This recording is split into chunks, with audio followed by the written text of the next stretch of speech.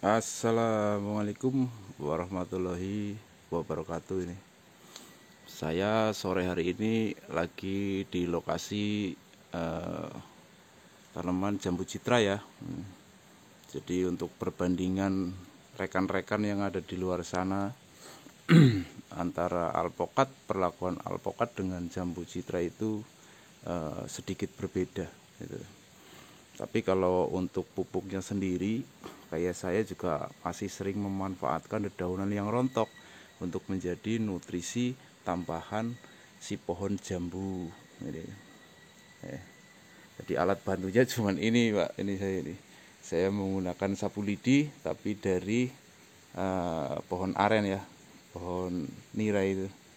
Kalau pakai sapu lidi dari pohon kelapa, dia gampang sekali patah, digunakan paling bangsa 1 hari sudah selesai gitu.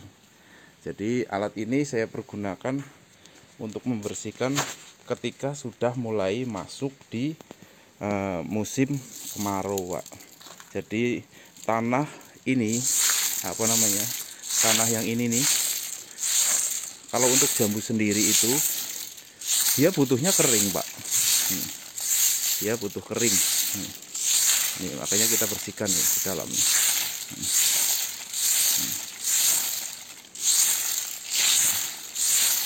Akan tetapi untuk alpokat itu tidak. Alpokat biar di bawahnya masih ada rumput, dia masih tetap berbuah. Itu bedanya di situ, salah satunya seperti itu. Jadi alat bantu yang saya gunakan nih, sapu lidi. Ketika tanpa stressing air, pohon jambu ini dia berbuah tetapi tidak sesuai dengan prediksi seperti biasa. Umpamanya untuk lokasi ini kan ketanam sekitar 50 batang ya, jambu citra dengan jarak tanam 7x7. Dalam setiap tahunnya dari 50 batang ini kita bisa dalam 1 tahun ketika ada kemarau panjang ya, bukan lamina seperti tahun ini kan kemarau basah atau lamina, saya bingung ini untuk tahun ini nih. Di tahun 2022 ini, bulan ini kan bulan Juli nih, biasanya kita sudah panen 2 kali nih. Akan tetapi untuk jambu sendiri memang dia butuhnya kering di bawah ini. Ini kan masih lembab, Pak. Ini karena apa namanya, tidak ada kemarau ya, paling-paling 1 minggu hujan, dia akhirnya vegetatif kembali, mengeluarkan tunas-tunas baru lagi. Dia membawa bunga juga tapi tidak banyak gitu. Nah ini yang saya maksudkan untuk pola tanam untuk alpokat juga demikian.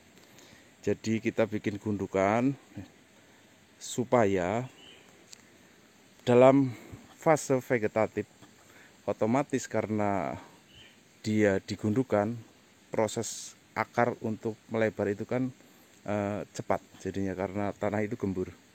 Dan masuk di generatif, akar-akar sudah pada keluar atau berada di posisi di atas.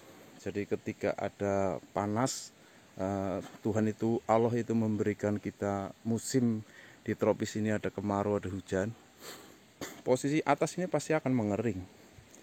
Nah itulah di situ timbulnya ada stressing untuk pohon-pohon buah ya, seperti jambu, alpokat, jeruk dan lain-lain itu. Jadi saya setiap ada daun yang rontok tidak pernah saya bakar, Pak. Pasti kita taruh di bawahnya seperti itu. Semuanya kan di bawah itu. Ada yang kita masukkan ke sini nih. Nah, kalau fungsinya pengairan ini sebenarnya karena apa? Karena jambu itu sendiri dia butuh kering.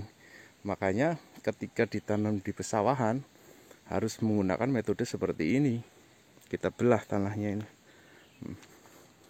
Seperti ini kita belah ke sana.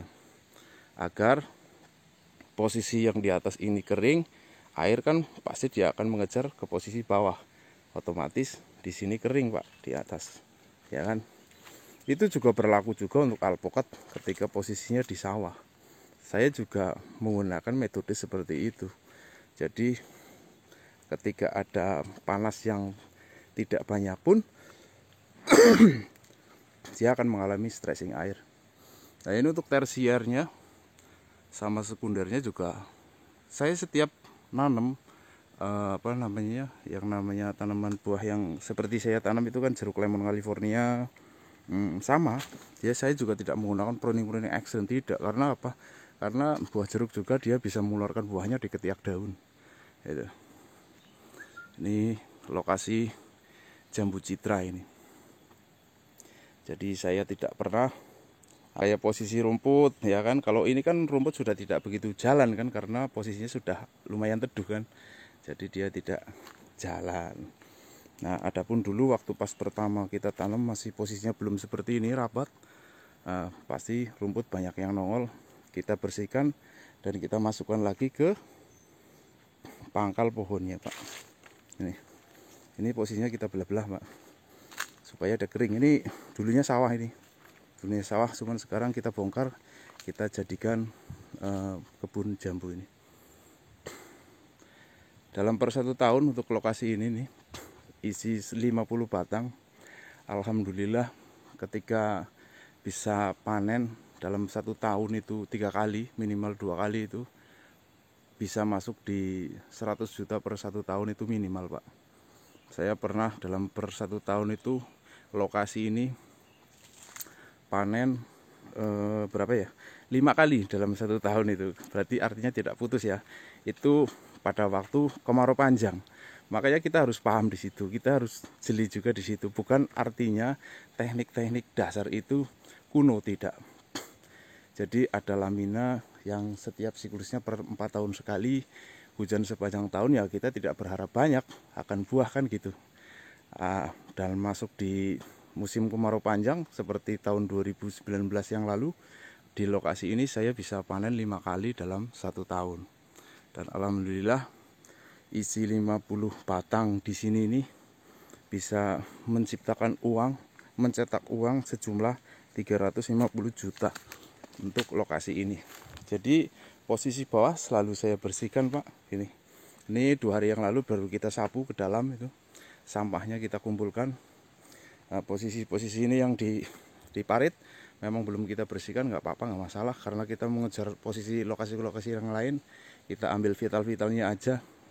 Jadi ketika kita tinggal ke lokasi lain kan jadi tidak masih tetap terawat lah gitu, walaupun tidak seperti biasa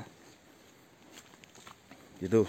Ini perbedaan antara jambu, jeruk ya. Jambu dengan jeruk mirip gitu kan. Tapi untuk alpokat dia berbeda tekniknya. Dia berbeda, untuk teknik alpokat dengan jambu ini sangat berbeda. Jadi untuk masuk di vegetatif dan generatifnya pun berbeda.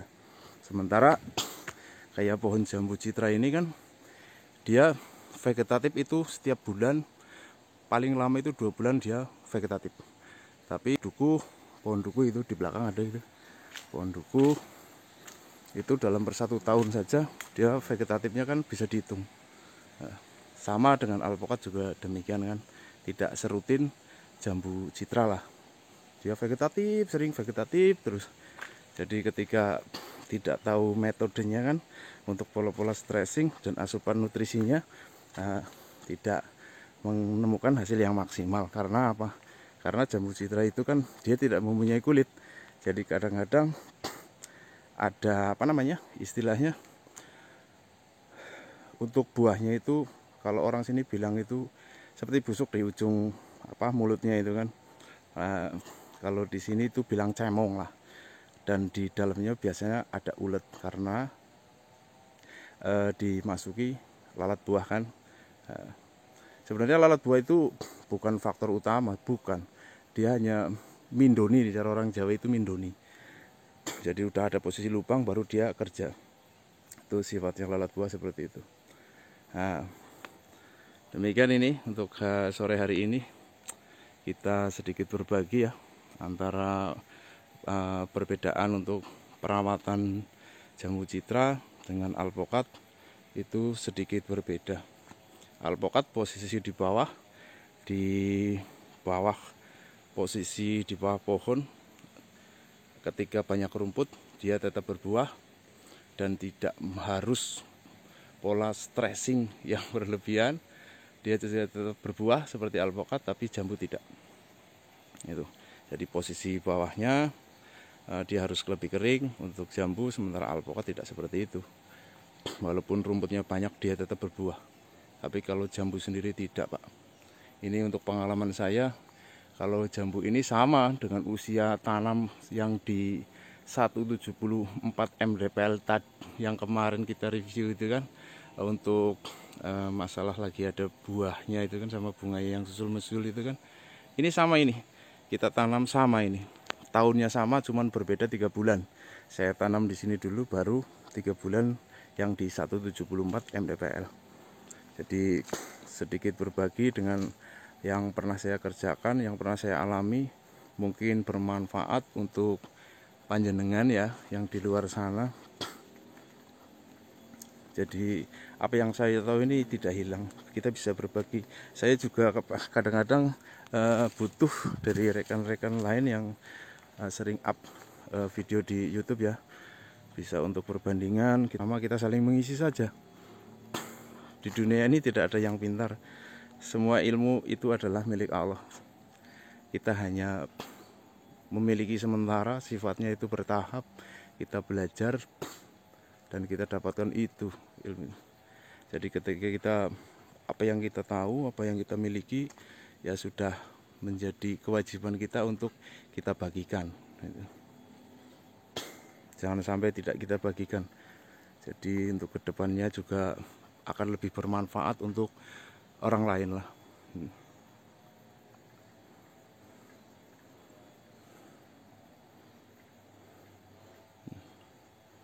Parit, ini pohon jamu nih. Alhamdulillah sekali nih, saya diberi pohon-pohon yang seperti inilah.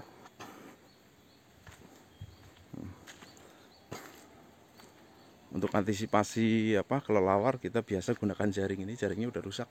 Besok kalau pas lagi berbuah kita pasang jaring di tengah. Makanya untuk jambu citra jangan kita main pakai mata 5 ya, seperti di Sumatera sawit itu kan mata 5, jangan.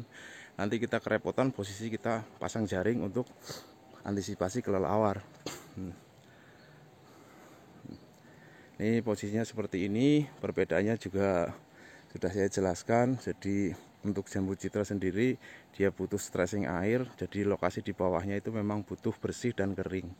Akan tetapi untuk alpukat sendiri, biarpun rumputnya banyak, dia tetap akan berbuah pada bulan-bulan yang seperti biasa.